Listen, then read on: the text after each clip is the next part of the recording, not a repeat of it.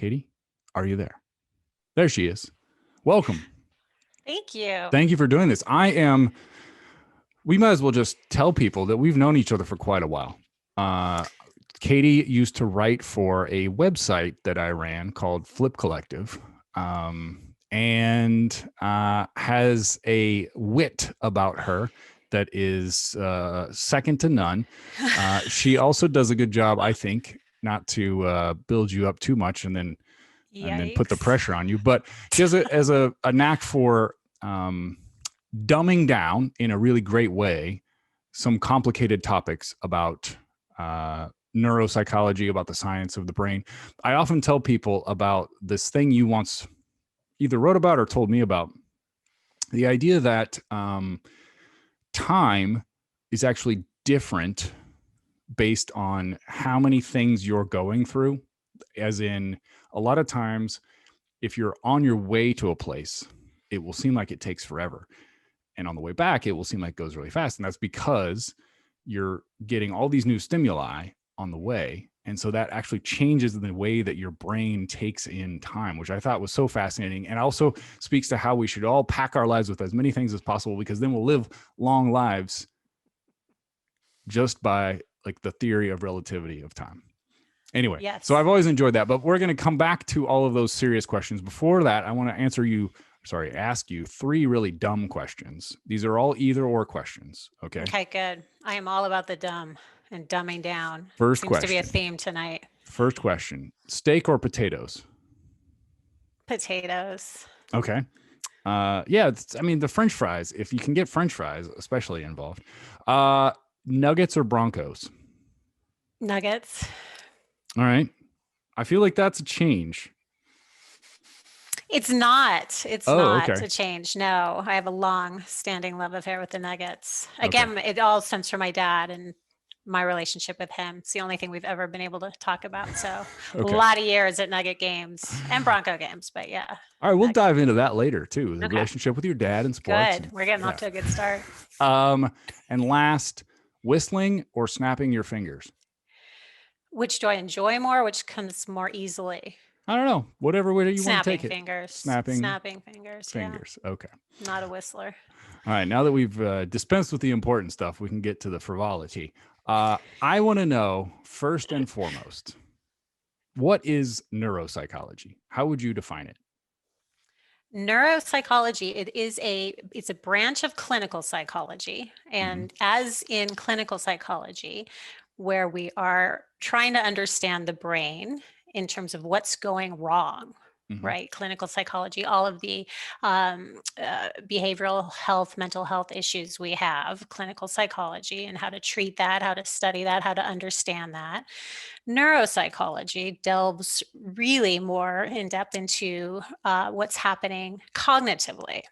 So again, emotions are a part of that, but we're really interested in the thinking process, how the brain works.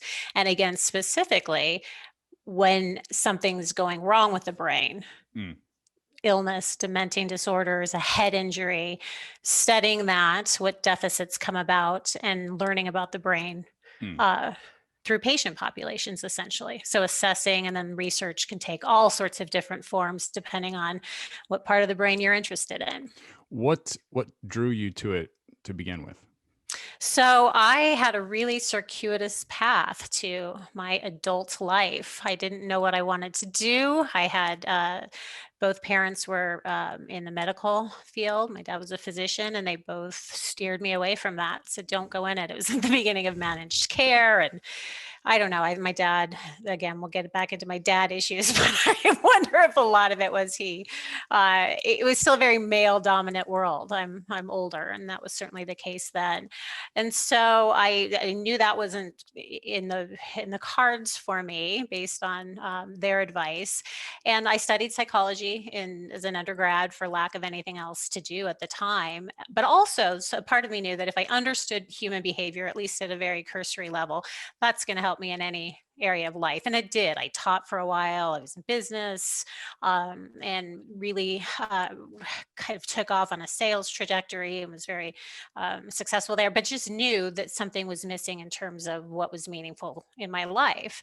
And it Mhm. wasn't until about 10 years later that I was looking at graduate school, looking at going back. I knew I didn't want to do therapy at the time, clinical work specifically. And I wasn't really interested in a lot of the research areas in psychology, but I had to take some courses to be even considered graduate school worthy. And I took a class in neuropsychology, and it was just, it brought the medical focus. Here's the biology of what's happening, Mm, into the sort of what I loved about behavior and understanding it really at a medical level. mm. Yeah, it is interesting, right? Like how I wonder too, did you have a particularly good teacher for that I had a class? phenomenal teacher. Yep. Yeah, because it's so interesting how we get on certain paths, oftentimes not just because of the subject matter, but because somebody's passionate about it. And their Mhm. like passion for that subject means that we get passionate about it. No question. In fact, I ended up loving statistics in graduate school for the exact same reason. A Yeah. passionate teacher, and then one that can articulate things so clearly. I think Hmm. that's it, passion and clarity.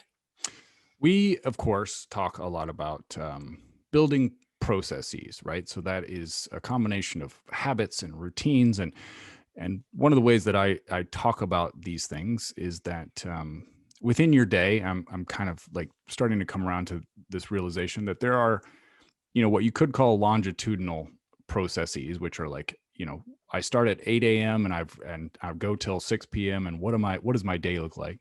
And then there's sort of like latitudinal, which might be over the long term of my calendar. I'm doing something every day towards this one goal.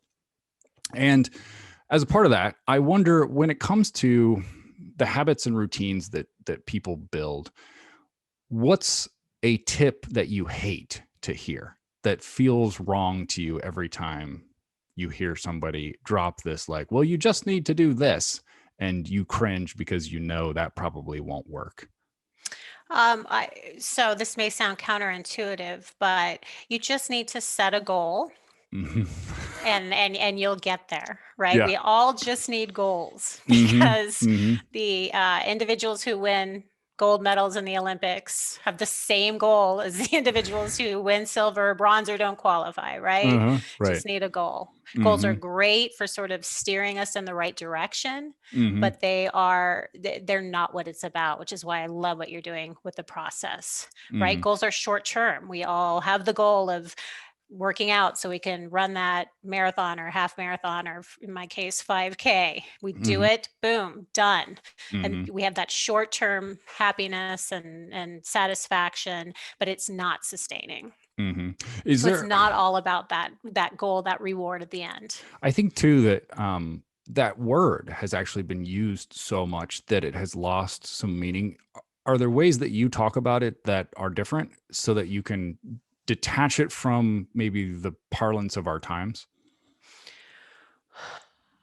I think, again, I look at it differently. So it's so much more about meaning and finding meaning, Mhm. and not necessarily a goal. The goals come when you Mhm. have found a way to instill meaning in your life, whether that's in the most mundane habits or routines that we go through every day. It's a little bit harder to do that, but I think that's really where I stay in terms of the vocabulary of it. Mm. Figure out what meaning we're assigning to everything, right? Mhm. Both good and bad. Mhm. Figure out what the meaning is. That's one of the unique things about human beings, why our brain has evolved the way it has in differentiating us from other creatures, is that we not only perceive the world through all of our senses and react to what we're perceiving, we have that higher order ability to assign meaning. And that's when we can really impact positive change. And that's when we can also really get in our way. Mhm. So I think understanding, again, meaning versus goal, outcome, achievement, all of that. Yeah, you know, this is maybe uh I'm not going to say it's too much information, but it may be a little bit too detailed. But I'm going to tell you about something I noticed today. I last night noticed, man, I've had headphones a lot had headphones on a lot, right? And I noticed like, man, my ears kind of ringing, and then I was like, maybe I should stop having headphones on constantly, right? Because I think in Corona time, I'm trying to figure out ways to make cooking more fun. So I'm listening to music, all of these things. So I have headphones in all the time. I'm listening to podcasts, all of that. And so today I had a day where I didn't have headphones in, and I was paying more attention to like, oh, this thing I was trying to distract myself, like cooking or whatever it might be that I was trying to get through, it's not so bad Mm. without this distraction, right? And I wonder, like, because you've seen the evolution of smartphones and the attention economy, how you feel just as a person who is trained in this about what we're doing to ourselves when it comes to distractions and meaning and all of these things and how it's all gotten so overlapped. Does it scare you? Do you have any ideas on how we're going to get better? I do. And it can be scary, but again, it's I say it's simple. It's not easy, but the answers are always simple, right? Mhm. And you touched on a lot of really important facets there. One is awareness. So how can we constantly be increasing our awareness with what we're doing? And we can talk about this when we talk a little bit more about habits. I mean, our brains are hardwired, right? Mhm. To number one, to seek out pleasure. It's everything. We're hardwired to survive. And so it's not a coincidence that all of our things that help us survive are associated with these pleasure hits, right? The dopamine reward circuit in our brain. It feels great. That's Mhm. pleasure, right? Cheeseburgers, pleasure. That keeps me eating. Pretty girls and what happens thereafter, pleasure. That keeps Mhm. us going there. And we've confused pleasure with enjoyment and with Mhm. in meaning and with really finding that optimal experience because it's easy. And again, our brains are so amazing, but we're all about efficiency. So if Mhm. we can find a way to feel pleasure with doing the least amount of effort, usually distraction or TV or our smartphones, all and I mean the Silicon Valley has it figured out how to how to best get us Mhm. on all of these, hitting our reward circuit left and right without us really thinking about what we're doing. But it just takes slowing down. It takes becoming aware, and it takes understanding that difference again between just a pleasure hit, what's temporary, and enjoyment. Enjoyment is effortful. It's Mhm. longer term. It is things like you're saying. I've got to figure out ways to pair listening to music with doing a task that I don't inherently enjoy. It Mhm. takes a little bit more work, but we can find ways to inherently enjoy scrubbing the toilet. We really can if we work at it, but we Mhm. tend to be efficient. I don't like the word lazy, but Mhm. it's more efficient, right? The more we can get the most bang out of our buck, and Mhm. pleasure just kind of gets in there and confuses things, I think, for us. I think so many of us are aware of these things. I would guess that it feels a lot like we're all morbidly obese in a way, and we know that we have to do X, Y, and Z to get in shape, but it seems so overwhelming because we're so far gone. Are there certain ideas you give people on what you can do tomorrow to just find some a meaning or awareness be in the day to day? Mhm.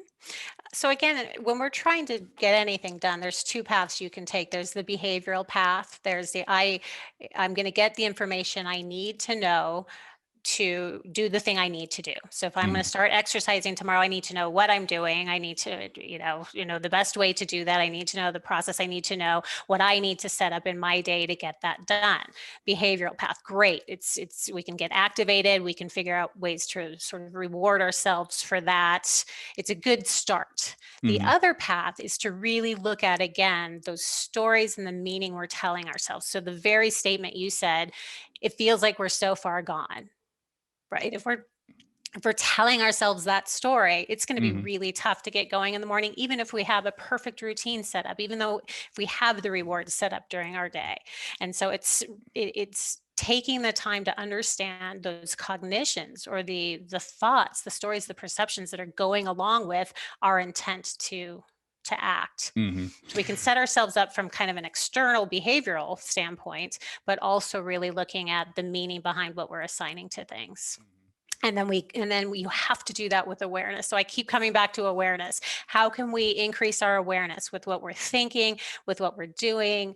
Mindfulness, meditation, all of that is great, but just being aware of Hmm. our day-to-day activity and what's going through our brain, writing it down, understanding anytime I'm starting to feel stressed, what am I telling myself right now? Hmm.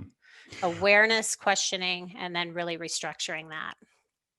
You mentioned restructuring. When it comes to how the brain actually works, when it comes to especially new habits, what what's happening and why does it seem so complicated at times?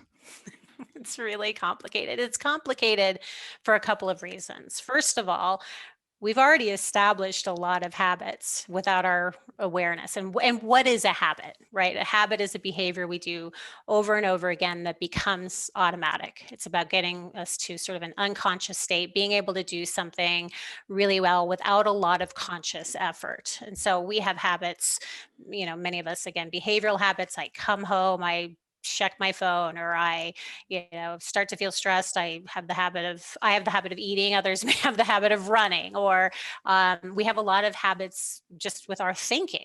Every time I sit down to write something, I have the habit of thinking, oh my gosh, has to be perfect, and that makes it harder to do whatever. Our habits can be cognitive, they can be behavioral, and one of the problems with them is that we've had many of these for as long as we can remember, right? We're doing Hmm. the same thing over and over again without awareness.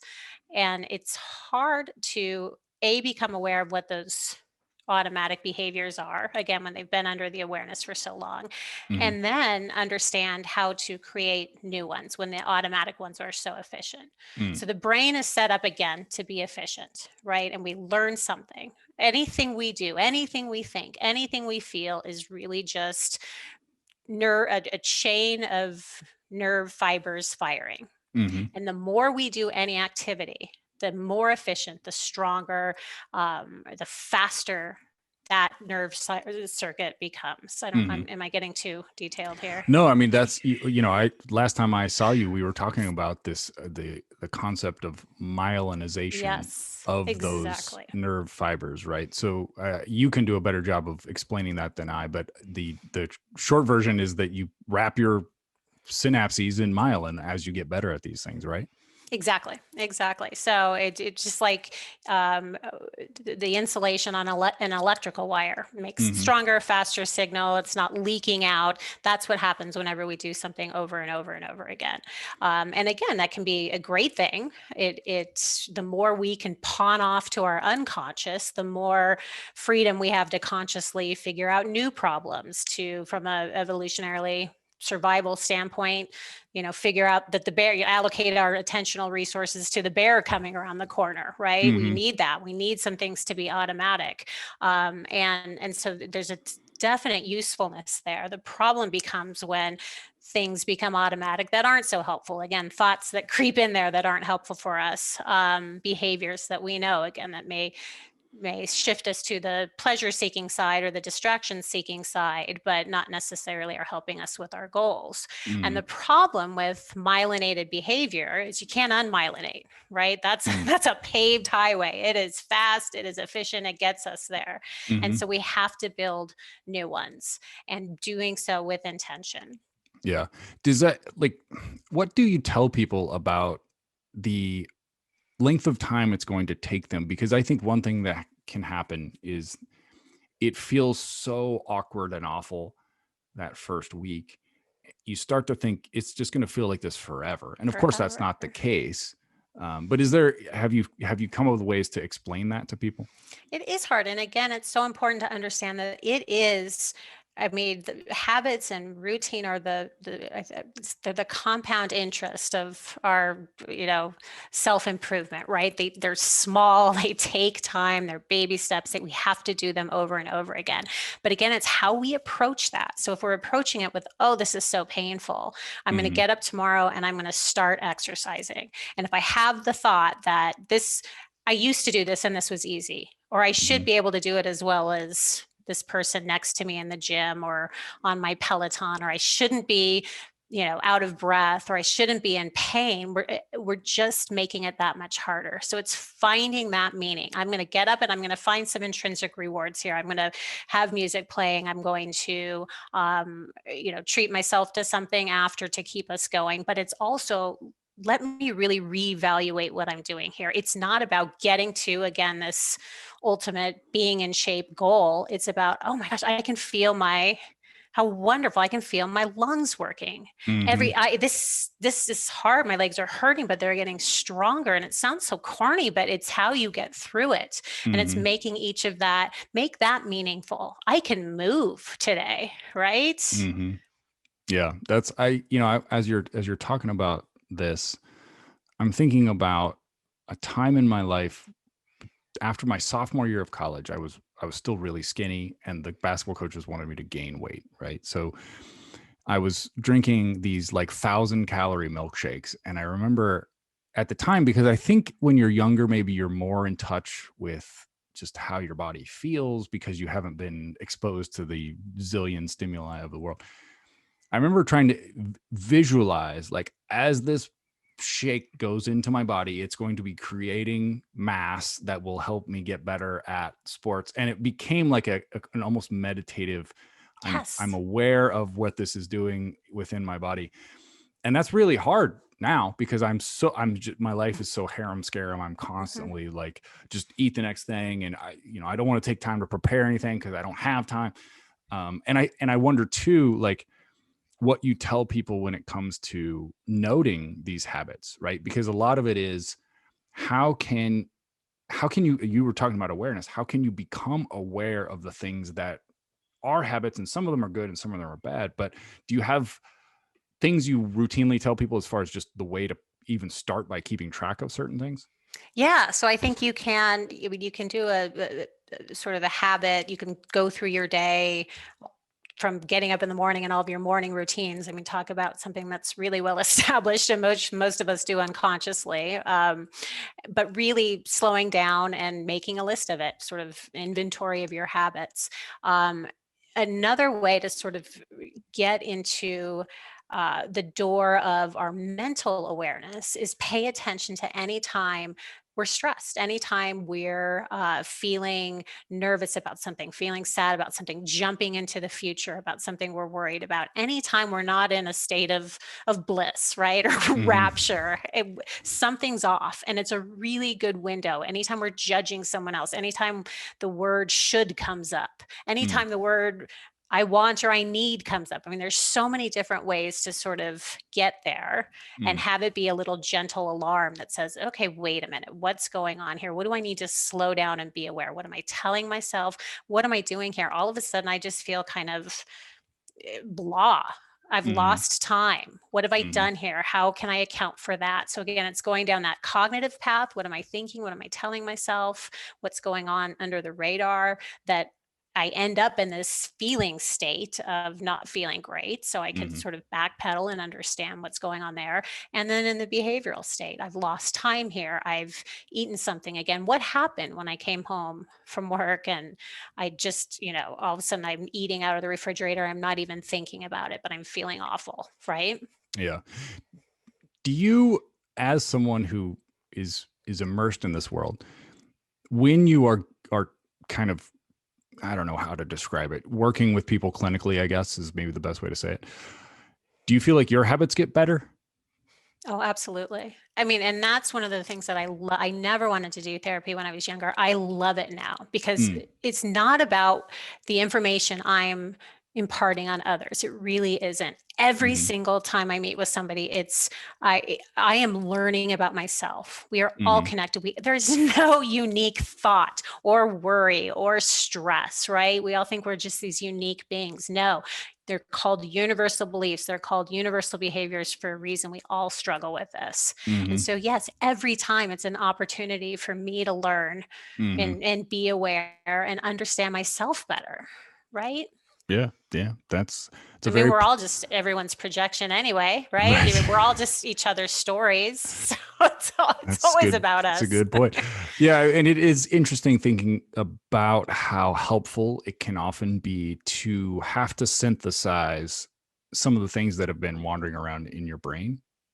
So if you have to synthesize that for someone else, then it helps to lock it in your own brain. And No I'm question. wondering too, like that I kind of like you on a smaller scale, right? I'm talking about this stuff constantly, and I do find that it is really helpful when people have great questions, because then I have to think about a Yes. thing, and then I get better because of it, and so I almost feel like I get more out of it because of it, which is weird. Yes.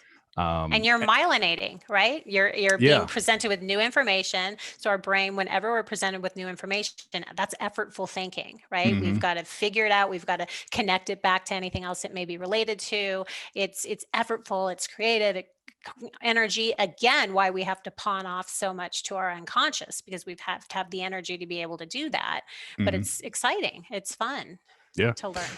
Um, Guys, we're going to switch it up, and now we're going to get some questions from y'all. And for these questions, we're going to kind of address them together. You may have these questions more just for Katie, and that's fine. But if not, I will jump in as well.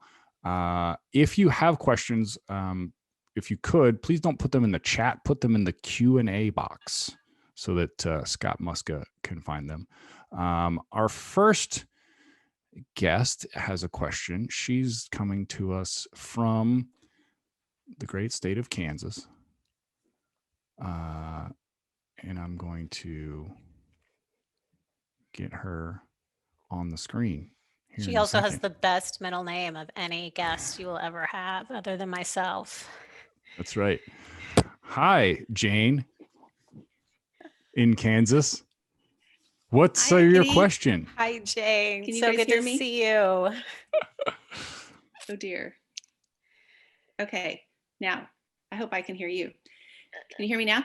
Yes. We're Yes. good. All right.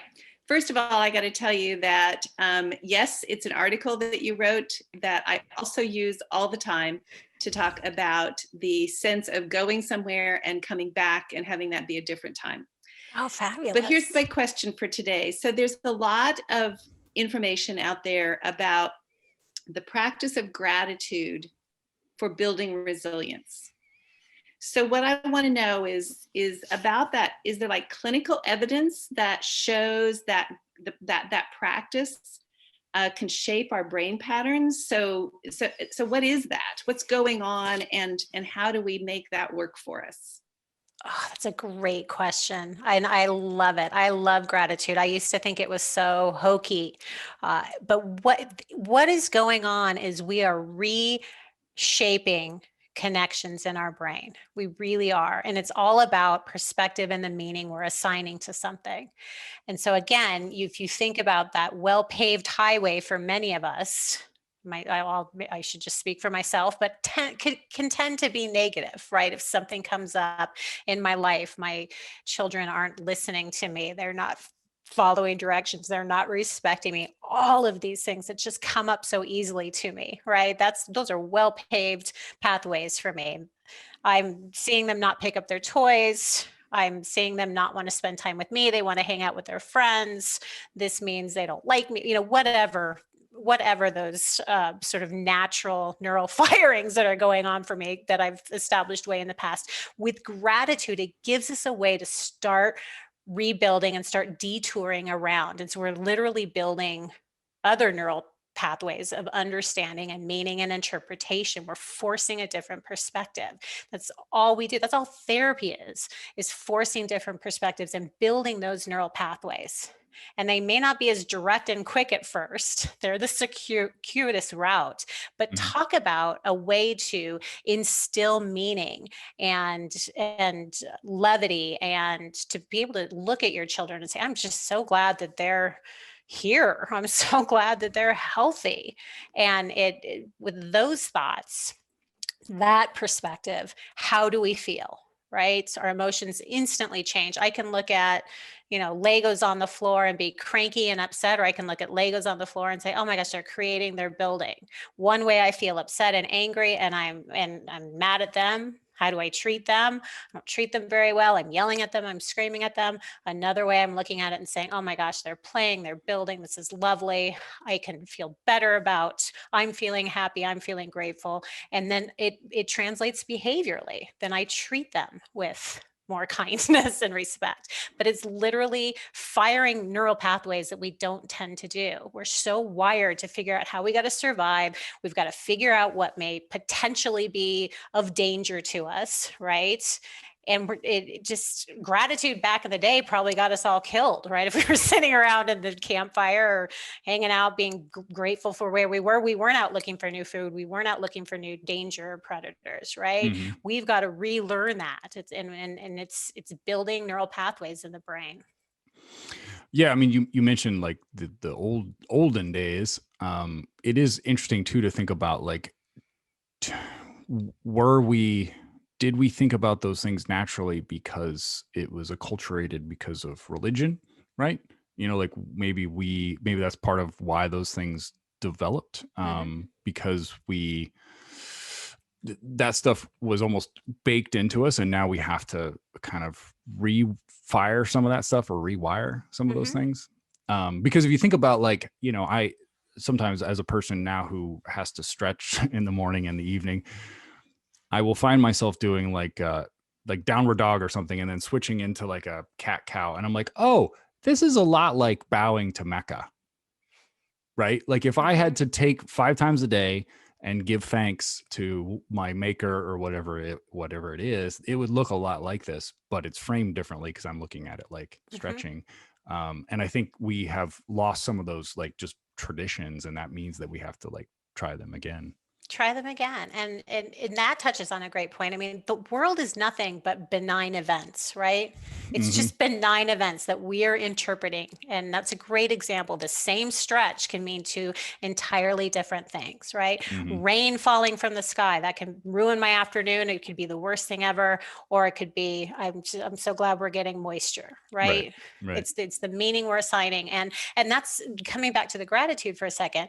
The important thing about that is it has to be sort of genuine and authentic. It's not about just substituting in positive, happy thoughts, but it's about taking the time and being aware and really working to find what's meaningful and what we're grateful for. Great question, Jane. Thank you for that. Great question. We are now going to go to Amanda. Scott has selected her, and she's got a question for us. Amanda, what's on your mind? I like that. Yeah, yeah.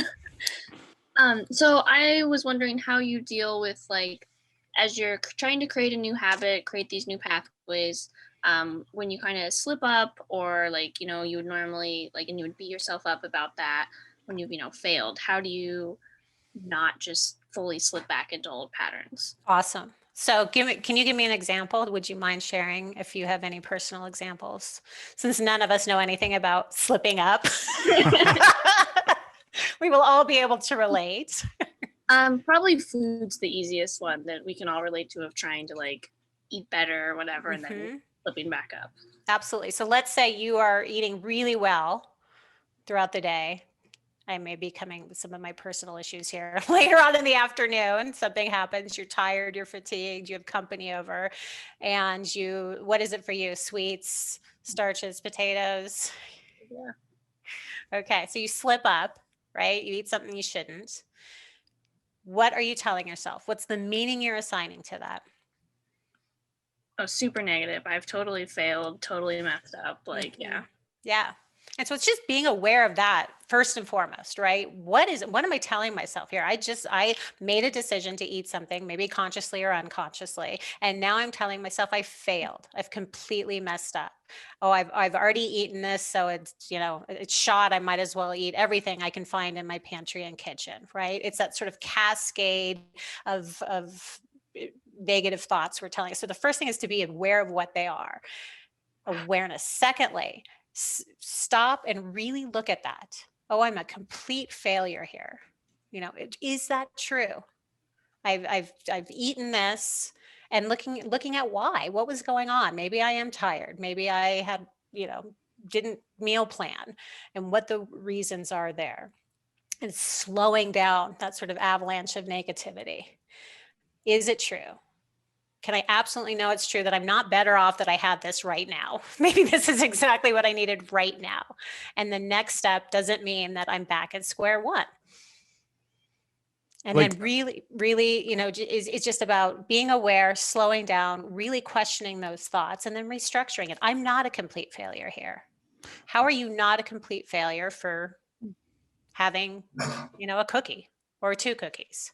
I think that point about it's not that you're back at square one is really important, right? So thinking about, well, this is just I didn't fall all the way down the mountain. I just misstepped for a second, and thankfully I caught myself before I fell all the way down the mountain, right? And you know what? We begin now. I love that too. We begin now, right? Anytime we're in the past, depressed. Anytime we're in the future, we're anxious, right? Here I am back at stage 1. This has happened to me a million times before. What are we doing? We're replaying this situation over and over again in our brain, which makes us depressed. That doesn't give us any energy or hope or inspiration to eat well the next meal, right? And the same thing with the future. There's no way I'm going to be able to eat well tomorrow because I've messed up here. No, we're not. We begin now. That's all we have is this current moment. And I'm going to make this decision to either stop eating this cookie or to stop eating the next 6 cookies in the case of my, or not, and then I'm going to start tomorrow. Yeah. And as you also said, Katie, examining like, well, why did I need to, what was the reason for this? Yes. And so, it's because I had the worst day in the history of days. So therefore it's crazy that I didn't hook myself on heroin today. So a cookie is a win. Like at least I didn't go off the rails completely and become a junkie. Look at that restructuring. See? Yeah. So That's like thinking beautiful. also about like, under normal circumstances, I probably would have been able to do this. And I'm the sort of person who has resilience and would have, but a thing happened. That's why I have such a hard time sometimes. And there's a lot of literature about this, like with the absolutism of like Alcoholics Anonymous and that sort of thing. Like it gets real tricky when you start talking about like, well, I can never break the streak, because that sets you up for, if the streak does get broken, then it becomes like as Nassim Nicholas Taleb would say, it becomes like a black swan event where you've stored up all of this bad energy that just like goes off the rails. Whereas like if you are able to alleviate those things just a little bit once in a while, it's like tectonic plates where if they can just slip a little bit now and then, they don't cause catastrophic earthquakes. Yes, I love that. Love it. Amanda, thank you so much. Amanda, thank you. We have time, I think, for one more question, if I'm not mistaken. I got to do a little, as the host, I have to do a bit of navigation. I'm going to put Amanda back to an attendee. I did want to get to, this question is not going to be for audio and visual. It's coming from Dustin. He doesn't have access to audio and video right now, but he wonders, since we're talking about the formation of new nerve pathways and myelinated behavior, are there diets or supplements that can help new pathways develop faster when trying to program a new habit? Oh my goodness. Well, if you watch the evening news, there's certainly several that are being touted. I would say, and again, the research is complicated, but the healthier diet, obviously, we all know our nutrition rules, the better for thinking, for mental clarity, all of that. I think the best evidence comes from the Mediterranean diet, in particular with respect to aging and cognitive deficits, particularly related to dementia and some other dementing disorders. But I think in general, if you're reducing or keeping inflammation down everywhere, that's certainly going to help your brain function at its maximum capacity. But I think it's sort of the general, if you're eating well, if you're exercising, you're taking good care of yourself, you're giving yourself the best possible platform any brain work. Of course, am not a dietitian, but as I have spent a lot of time thinking about the way my body functions because of sports, and then after sports, thinking about like best ways to recover, best ways to get rid of inflammation. I'm really interested in the role that fat early in the morning helps us, especially because for so long, for 20 or 30 years, everyone in the world was preaching this idea of a low fat diet. And I think that was really destructive, as it turns out, based on a lot of things I've read and a lot of things that I've experienced. There's a reason that historically people ate bacon and eggs in the morning, right? Like it just, like, that animal fat charges your brain for the day. With that said, bacon and eggs right before you go to bed, maybe not the best idea. But at the beginning of the day, I think there's so much value. And that's, that's part of the reason for the bulletproof coffee, right? Where you put butter in your coffee. It's the idea of getting some of those fats going as quickly as you can. So I don't think those things are necessarily would be qualified as supplements, but I think there is some value in thinking about, like, eat like your great grandparents would have eaten, assuming they weren't like paupers in the Irish famine. Like if they had their druthers, how would they have eaten? Because people have known, we've known a lot of these answers for thousands of years. It's just that since World War II, we thought, like, oh, we could just process the shit out of everything and that'll fix it. And that was probably incorrect. Yes. And yeah, obviously. And we know now what processed food does. And again, it's a double whammy because it hits our reward system instantly and makes it that much harder to eat well. But even on that note of fat, that's what myelin is, right? Getting back to the myelin discussion, our magical substance, it's a fatty lipid. Myelin is how we learn and how we create our new habits. So yeah, and I think, like, maybe something to that. We were talking about awareness. One thing that I really love to dive into in general in some of the sessions that I've been running on Monday nights is talking about how do you feel after you've eaten a certain thing, specifically as that applies to your ability to focus. So if you're having a really hard time building a certain habit because you're distracted all the time, maybe go back to thinking about, like, well, what did I eat today? What did I eat last night? How did I sleep yesterday? How much caffeine have I had? Those kinds of things, because this is another pet peeve of mine, that all of us require so many different vitamins and minerals and all these other things that we just, we try to come up with these blanket solutions, but that's just not the case. We all need different things. And the only way you can really figure that out is by paying attention yourselves, right? Yes, 100%. And it's also another really great way to establish sort of meaning and um, uh, motivation. So when you're looking at, I want this cookie versus I want to eat this, being able to track, this is how it makes me feel. This is how it made me feel afterwards.